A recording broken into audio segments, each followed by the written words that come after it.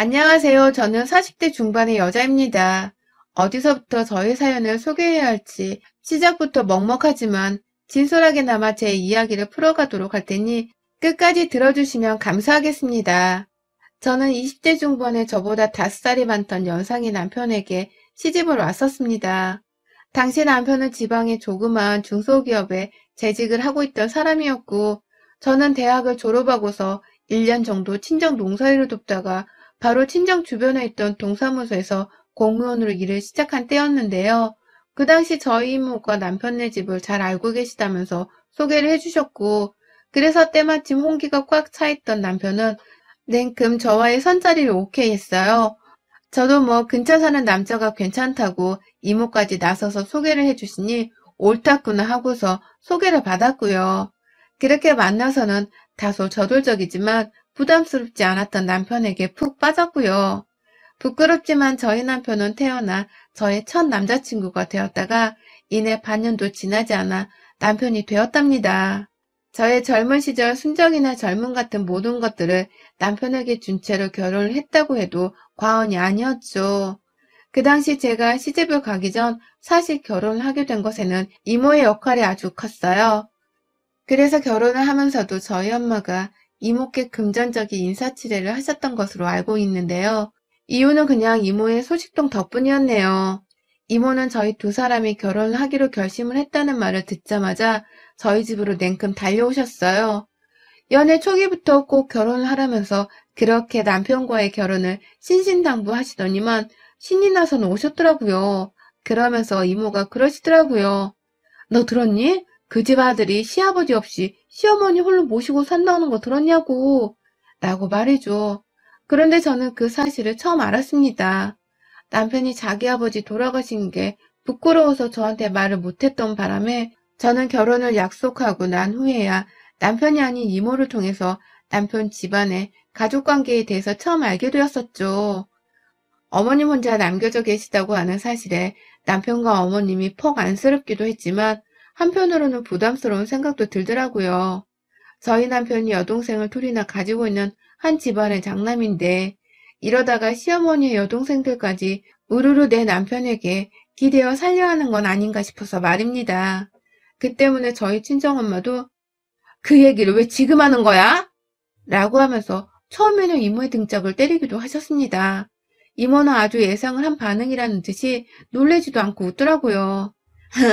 그 집 시어머니 내가 잘 아는데 아들을 어려워해가지고 절대로 호락호락하게 연락하고 그럴 사람이 아니야.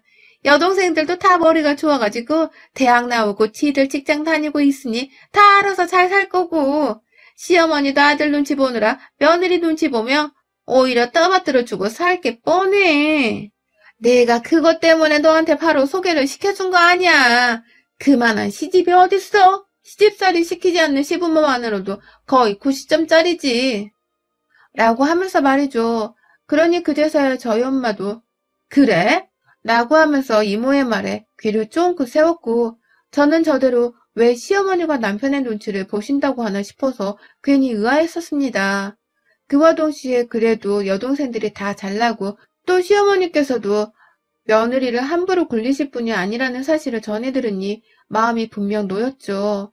그래서 결혼하기 전에 마음 가볍게 먹고서 홀어머니신 시어머니께 인사도 드리러 갔었고요. 좋은 분위기 속에서 인사도 끝내고 상견례도 다 치르고서는 결혼식을 올렸어요. 그렇게 결혼을 해보고 나니 확실히 이모의 말은 맞았습니다. 하지만 반은 틀렸었죠. 시어머니는 분명 남편의 눈치를 엄청 보는 분이셨어요. 남편이 성격 자체가 괴팍한 것은 아니지만 아무래도 집안에 있는 유일한 남자 가족이다 보니 뭔가를 잘 지휘하더라고요. 그래서 뭘 사겠다고 할 때에도 자기가 나서서 그거 사지 마, 필요 없어. 라면서 조금이라도 무게를 잡으면 시어머니는 옆에서 그래, 그러마. 라고 하면서 안 사겠다고 바로 대답을 하곤 하셨습니다. 물건을 사는 것뿐만 아니라 그냥 집에서 밥 먹으며 얘기를 나누다가도 시어머니가 조금이라도 수다스럽다 싶으면 남편이 나서서 엄마, 그 얘긴 이제 그만해. 라면서 대화를 끊으려 했는데 그러면 시어머니는 말대꾸 한 번을 아들한테 하지를 않은 채 라면서 입을 꾹 다무셨어요. 그러니 저는 오히려 결혼 초반까지만 하더라도 시어머니가 너무 안쓰러웠어요. 혼자서 자식 새끼들 다 키워놓고 나니 아들놈은 지가 남자라고 가오를 잡는 것 같고 딸들은 다 직장 다니면서 다른 도시로 나가 살고 있으니 혼자서 얼마나 외롭고 또 처절하실까 싶더라고요. 괜히 연민도 생기고 같은 여자로서 정도 가고 오만 가지 생각이 다 들었습니다. 그러다가 남편이 서울로 발령을 받게 되면서 저희 부부가 완전히 서울로 이사를 가게 되던 때에 다른 사람도 아닌 제가 먼저 시어머니를 모시고 함께 올라가자는 말을 제안했어요. 어머님 혼자서 시골집에 살고 계시는 것도 신경 쓰이는데 그냥 우리가 모시고 가보자. 나도 서울에서 새 직장 찾아보고 싶은데 나중에 아이라도 생겼을 때 어머님이 대신 봐주실 수도 있고 더 좋지 않을까? 외롭지도 않으실 거고. 라고 말이죠. 그러자 남편도 새삼 저한테 고마움을 느꼈었는지 바로 수긍을 하면서 제게 고맙다고 미안하단 말을 꺼냈고요. 저는 제가 잘한 짓이라고만 생각을 했었네요. 막상 결혼을 해보니 어머님이 그리 기가 세 보이지도 않고 또 저를 괴롭힐 뿐도 아니라는 걸 분명히 보면 느꼈었는지라 서울에서 함께 사는 동안에도 한결같으실 거라고 믿었던 것이죠. 하지만 제 예상은 완전히 달랐어요. 이모가 한 말이 완전 틀렸더라고요. 시어머니는 아들네 부부랑 함께 살려만 평생 손꼽아 기다린 사람이 마냥 아주 다른 부류의 인간이 되어버리셨습니다. 제 친정도 친구도 아무도 없는 그 서울 땅 아래에서 시어머니의 이 지랄 같은 변해버린 성격은 저를 얼마나 외롭고 처절하게 만들었었는지 몰라요. 믿는 도끼에 발등 찍힌 심정으로 저는 정말 괴로워 죽을 것 같았습니다. 서울로 이사를 오게 되었던 때가 제가 막 20대 후반이 되었을 때였어요. 남편이나 저나 큰돈이 없었는지라 처음에는 당연히 전세로 집을 구해서 들어갔습니다. 그러다 저도 일자리를 구하고 나선 각자 열심히 살았어요. 그런데 제가 남편보다 1시간 정도 일찍 퇴근해서 집에 와보면 집이 늘 개판이 되어 있더라고요. 시어머니는 집에 안 계시고 집은 아주 돼지 소굴이 되어 있고 도대체 이걸 누가 치우나 싶을 만큼 절망적인 집 상태를 보고서는 제가 얼마나 자주 청소를 했는지 모릅니다. 퇴근하자마자 남편이 집에 오기 전에 치우고 또 치우다가 하루는 제가 야근을 하게 되면서 남편이랑 거의 동시에 퇴근한 적이 있었어요. 그런데 역시나 집 꼬라지는 너무 엉망이고 남편은 그걸 보면서 시어머니랑 저를 번갈아 보며 째려보더라고요. 제가 어질러 놓은 것도 아니고 분명 시어머니가 그런 게 분명할 텐데도 남편은 그냥 저를 째려봤어요. 결국 그날 저는 억울하다면서 방 안에 들어가 남편에게 그렇게 다신 째려보지 말란 화도 냈고 시어머니가 집을 어질러 놓은 게 한두 번이 아니라 요즘 스트레스 받아 죽겠다면서 힘들다는 소리도 꺼내봤었는데요. 남편이 그러더라고요. 그렇다고 내가 엄마를 째려볼 순 없잖아. 라고 말이죠. 그때서야 저도 처음 알았어요.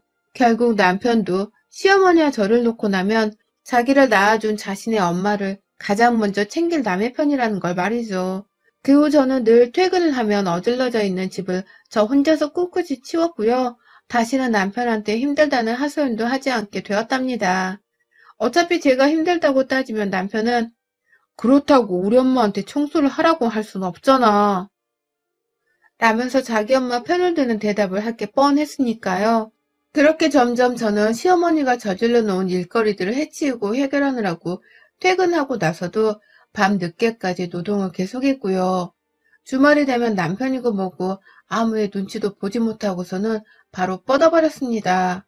그렇게 일어나 보면 시어머니는 늦잠잠 원수 같은 며느리를 보듯이 저를 또 와락 째려보며 밥해라, 네 남편 굶어 죽겠다 라고 일을 시키셨고요. 남편은 남편대로 엄마 말 좀 살살해 라며 제 편을 살짝 들어주는 듯한 말을 하기도 하더니만 결국 배고프다 밥 먹자 라고 하는 가부장적인 말을 내뱉으면서 시어머니 말에 동의를 하더라고요. 제가 자는 동안 그렇게 배가 고팠으면 시어머니께 좀 차려달라 말을 하거나 지가 지 손으로 차려 먹을 수도 있을 텐데 남편은 아무것도 하질 않고 그저 제가 일어나기만 기다렸어요. 그러다 시어머니가 또 한 방울 제게 먹이셨어요. 저거 왜 저렇게 늦잠을 퍼질러 잔대? 임신해서 늦잠 자는 거면 모르겠는데 얘도 안 가져놓고 저리 잔다냐? 라는 말씀을 하셨던 거죠. 저 그때도 그렇고 쭉 남편과 살면서 임신을 단 한 번도 못했거든요. 남편이 무정자증에 가까워서 임신 자체가 힘들다는 소견을 직접 병원 가서 들었습니다. 다만 시어머니가 남편에 대해서 걱정을 많이 할 것 같아서 자세히 말씀을 드리지 않은 채 그냥 부부 문제로 임신이 안 된다고만 설명을 드렸어요. 그러한 일들이 있었는데도 시어머니는 참 잔인하게 임신 얘기를 꺼내셨습니다. 제가 임신을 못하는 것 때문에 많이 힘들어했고 또 그래서 실제로 밥도 제대로 못 먹는 바람에 살이 거의 한 달 만에 5kg 정도가 빠진 적도 있었습니다. 그때도 시어머니는 제가 조금이라도 깨작깨작 먹으면 임신 타령을 해대면서 저희 가슴에 바늘을 찔러대셨습니다. 그렇게 처먹으면 별 임신도 안 된다. 라고 말이죠. 옆에 있던 남편이 하도 듣기 거북했는지 엄마, 뭔 말이 그래? 그만해. 라고 무게 있게 말리기라도 하면 시어머니는 응 라며 바로 꼬리를 내리는 척을 하기는 하셨거든요. 하지만 그때뿐이었습니다. 이후 남편도 기분이 꿀꿀한 건지 운동이라도 해야겠다면서 아침 운동을 시작했는데요. 남편이 외출을 하고 나면 꼭 저를 향해 잔소리 따발총을 우두두 날려대셨죠. 시골에서 살 때에는 제가 찾아뵐 때면 저를 많이 조심스러워 하면서도 잘해주셨고 또 동시에 남편 눈치를 보기도 하는 그런 순한 분이셨는데 서울에서 함께 살기 시작하면서부터 어머님이 정말 딴 사람인 것만 같았어요. 저를 향한 쓴소리 그리고 눈치 주기는 아주 대한민국 1등이었죠. 늘 남편이 없을 땐 기다렸다는 듯이 제게 사소한 것이라도 신경질을 부리며 잔소리를 하셨고 남편이 있을 때에는 남편의 제지를 받으며 눈치를 보는 척을 하긴 하셨지만 크게 달라질 건 없었습니다.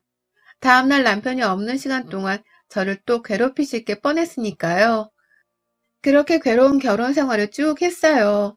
아이도 없는 퍽퍽한 집안에서 저는 시어머니라는 복병을 늘 옆에 두고서는 눈치를 보며 사는 처지가 되어버렸습니다. 내가 왜 시어머니를 먼저 서울에 함께 모시고 오자 했을까 싶은 후회가 막심했던 때였어요. 제가 40이 되던 그 해에는 어머님이 때린 강력한 한 방에 제 인생은 도저히 되돌릴 수 없게 되었죠. 그때 친정 부모님이 저희 집에 오셨어요. 여전히 방 2개짜리의 다른 전셋집에 살고 있었을 때였는데 손님을 거실에서 주무시게 할 수는 없으니 친정 부모님께 저희 방을 내어드리고는 시어머니 방에서 저희 부부가 잠을 자려고 했습니다. 그런데 시어머니가 반대를 하며 소리를 치다가 결국 해선 안 된 말씀을 하셨어요. 애도 못 낳는 딸을 부끄러워 하셔야지. 딸이 서울 산다고 서울 구경을 하고 싶었나 봐요. 라고 하시더라고요. 그런데 문제는 그 충격적인 어머님의 발언을 듣고도 남편은 제 편을 들어주지 않고 있는 겁니다. 자기가 무정자증이라서 임신을 못한다고 사실대로 말하며 저를 감싸주면 될 것을 끝까지 지 자존심이 먼저라는 건지 제가 어머님께 어처구니 없는 욕을 먹으며 친정 부모님까지 망신을 시키고 있는 와중이었는데도 가만히 있더라고요. 그러다가 급기야 여보, 내가 엄마랑 잘게. 당신은 부모님 모시고 우리 방에서 자. 라고 하더니 시어머니를 데리고 그냥 시모 방 안으로 들어가 버렸어요. 저희 부모님은 여전히 충격을 받아서 너무 화가 나 계신 상태였는데 남편은 자기 엄마를 대신해서 사과를 하지도 않았고 또 자기 엄마를 혼내지도 않았습니다. 그냥 모른 척하면서 신경을 끄고는 지들끼리 자겠다고 방 안으로 들어가 버렸어요. 결국 그 사소하지만 엄청난 시어머니와 남편의 한 방에 머리를 두드려 맞은 듯한 아픔을 겪다가요, 이혼을 결심했어요. 남편은 한두 번 들은 것도 아닌데 왜 갑자기 이혼을 하려고 하냐면서 끝까지 저를 말리려고 했고 시어머니는 그제서야 아차 싶었는지 괜히 저를 보면서 너는 애가 은근 마음이 약하구나. 그 말에 이혼을 하겠다는 며느리는 처음 들어보네. 라고 하면서 이혼이 웬 말이냐는 뉘앙스를 마구 풍겼는데요. 전 무조건 이혼이라며 남편과 갈라섰어요. 더 이상 시어머니의 뒤치다꺼리를 하기도 싫고 내 집에서 내 남편이 아닌 시어머니의 눈치를 보면서 사는 것도 죄스럽고 또 그런 시어머니를 제대로 혼내기는커녕 커버만 해주며 사는 남편도 쫌스럽다고 말이죠. 제발 헤어져 달라고 우니까 남편도 충격이었는지 이혼을 해주더라고요. 시어머니는 아들한테 원망의 소리를 제대로 들을까 싶어서 끝까지 나와보지도 못한 채 방 안에서 머물고 있었고요. 그렇게 저는 짧고도 길었던 저의 결혼살이 그리고 시집살이를 청산했습니다. 마흔이 되던 그 해에 말이죠. 정말 새 출발을 하는 심정으로 남편과 그 시모를 완전히 벗어났고요. 다행히 그 사이에 저는 이직을 여러 번 하면서 월급도 높였고 쭉 직장을 다니고 있었는지라 서울에 혼자 자취방을 구해서는 독립을 시작했어요. 그렇게 쭉 지금껏 3년이 다 되어가는 시간을 살았죠. 그렇게 저 혼자 열심히 이제라도 나 하나만을 위해서 최선을 다하며 살던 중 얼마 전에 저희 친정엄마가 서울병원으로 입원을 하시게 되었습니다. 독성 간염에 걸려서 일주일을 입원하게 된 것이었죠. 통증도 느끼시고 또 나이 드신 분이라 혼자서 병원 생활이 힘드실 것 같아서 제가 출근을 해 있는 동안에는 병원으로 간병인을 고용했습니다. 저 정말 이혼하고 오랜만에 심장이 쪼그라드는 기분을 느꼈답니다. 당연히 간병인 찾아주는 저렴한 서비스 업체를 검색하다가 문의를 해서 급하게 간병인을 받은 거라 제가 자세한 내막을 알지는 못했어요. 그냥 이름과 정보 몇 개만 받았을 때 이름이 좀 재수없게 낯익네 하는 생각만 했었죠. 저희 시어머니랑 이름이 똑같았거든요. 그러다 보니 정확히 시모 나이가 기억나는 건 아니지만 나이도 비슷한 것 같고 괜히 찝찝한 생각이 들어서 일이 제대로 안 잡히다가 퇴근 후 병원을 찾았습니다. 그런데 병실에 들어가자마자 엄마가 저를 보더니만 야, 저거 치워라. 넌 간병인을 도대체 어떻게 알아보고서는? 라면서 막 화를 내시는 거예요. 아픈 분이 소리를 지르니 저도 당황해서 왜 그러냐며 엄마를 말리려다가 엄마의 시선이 향한 침대 반대편을 봤는데 거기엔 저희 시어머니가 용서를 빈다면서 손을 아주 싹싹 빌면서 서 계셨습니다. 정확히 말하면 완전 서 계신 건 아니었어요. 어떻게든 저희 엄마 화를 풀게 하고 싶다면서 무릎을 거의 반쯤 구부린 채로 막 온몸을 구부리며 애원을 하고 계시더라고요. 어머님이 여긴 왜 계세요? 라며 황당해 죽겠다면서 물어보는 저한테 어머님은 아이고 며느라 오랜만이다. 내가 이렇게 나타나서 많이 놀랬지? 나 그냥 일만 열심히 하고 갈 테니까 일만 하게 해줘. 내가 이렇게 빌게. 사돈 안 건드리고 내가 조용히 할 일만 하고 갈게. 라고 하면서 계속 애원을 하시더라고요. 그러니 저는 있을 수 없는 일이라면서 바로 전 남편한테 전화를 걸었어요. 니네 엄마를 데려가려면서 말이죠. 간병인 소개를 해준 서비스 업체에다가는 마음에 안 든다면서 바로 고용 취소를 하겠다는 통보를 했고요. 기분이 너무 더러우니까 수수료를 더 내고서라도 다른 간병인을 쓰고 싶다면서 잡아떼기만 했어요. 저를 진상으로 봐도 어쩔 수 없었습니다. 그냥 그 시기엔 그런 태도가 저에겐 최선이었거든요. 그 와중에 시어머니는 계속해서 일을 하게만 해달라 애원을 하는 상황이셨고 이쯤 되니 저도 눈치가 슬쩍 느껴지더라고요. 어머님이 지금 당장 돈이 엄청 궁하신가 보다 하고 말입니다. 그리고서 바로 알아차릴 수 있었어요. 한 번만 용서해달라고 하며 자기가 사돈 간병만큼은 책임을 지고 해내겠다며 용서를 더 구하는 어머님께서 직접 자존심을 구기며 사실을 말씀하셨거든요. 아들이 이혼하고서 바로 코로나로 회사에서 잘리고 딸들도 다 결혼시키고 지금 애 키운다고 모아놓은 돈은 한 푼도 없는데 나라도 이렇게 일을 하지 않으면 염치가 없어서 못 살아. 제가 한 번만 일을 하게 해주세요. 라고 하면서 말이죠. 계속해서 얼굴을 외면하고 있는 저희 엄마를 향해 무릎까지 꿇으려 하면서 용서를 구하더니만 저하고 엄마한테 존댓말을 섞기도 하셨고요. 그러다가 결국 눈물까지 보이는데 얼마나 찌질해 보이셨는지 모릅니다. 안타깝고 없어 보이는 건 뭐 당연했고요. 하지만 제가 결혼 생활 내내 시어머니께 마음고생 당한 게 있어서 그런지 어머님을 향한 동정은 더 이상 생기지 않았어요. 오히려 빨리 저 연기를 그만두고 병실에서 좀 나가주셨으면 좋겠다 싶었죠. 아니나 다를까 제가 나가라고 소리를 치는 와중에 시어머님도 일하게 해달라며 매달리니 밖에서 병원 직원들이 들어와서는 소란 피우지 말라며 제지하다가 시어머니를 데리고선 쫓아내다시피 끌고 나가셨고요. 마지막 나가는 순간에도 저랑 저희 엄마는 시어머니께 인사조차 하지 않고 본체만 채 했습니다. 냅다 제 전화 한 통에 바로 병원으로 출발을 한 남편은 시어머니가 쫓겨난 후 한참이 지나서야 겨우 도착을 했어요. 어디 일자리라도 구하러 다니고 있었는지 양복은 입었는데 신발은 운동화로 갈아 신고서 헐레벌떡 뛰어왔더라고요. 남편에게 자초지종을 말하면서 우린 그냥 간병인을 바꾸고 싶다 했을 뿐인데 어머님이 무릎까지 꿇어 애원을 하셨다며 말을 했고요. 남편은 그 소리를 듣더니만 고개를 푹 숙이고 미안하단 말만 반복하다가 지도 쪽이 팔리는지 더는 눈도 못 마주치고 나서더라고요. 그게 바로 불과 한 주 전 제가 이혼 후 처음으로 마주한 시어머니와 전 남편의 모습이었습니다. 졸지에 저는 새로 간병인을 구해야 했고 엄마도 입원하러 왔다가 놀라셨는지 마음을 잘 추스리지 못하셨는데요. 왠지 새 간병인을 구하는 제 마음은 참 가볍더라고요. 역시 사람이 착하게 살아야 말년에 복을 받는 거라는 걸 새삼 느끼기도 했고요. 이렇게라도 몇 년이 지나고서 시어머니가 제 엄마 앞에서 고개를 숙이는 모습을 보니 통쾌하기 짝이 없기도 했네요. 제발 일만큼은 하게 해달라면서 싹싹 빌던 시어머니의 모습이 사뭇 낯설기는 했지만 저 노인네 속은 지금 얼마나 타들어가고 있을까 싶었던 나머지 저도 모르게 그 순간의 모습을 계속 곱씹어 보게 되었습니다. 엄마는 노인네가 늙어 돈이 없는 게 가장 서러운 법인데 이제 며느리도 없이 어떻게 사나 모르겠다면서 시어머니를 아주 불쌍하게 보며 혀를 차셨고요. 그런 엄마의 옆에서 전 엄마의 말을 거들어드리긴 했지만 속으론 몇 번이고 자연의 섭리대로 천벌을 받은 것뿐이라는 정신승리의 말을 꺼내봤네요. 우리 시어머님 오랜만에 뵈었는데 상태가 전보다 더 말이 아니게 망가진 것 같아서 제가 다 마음이 불편합니다.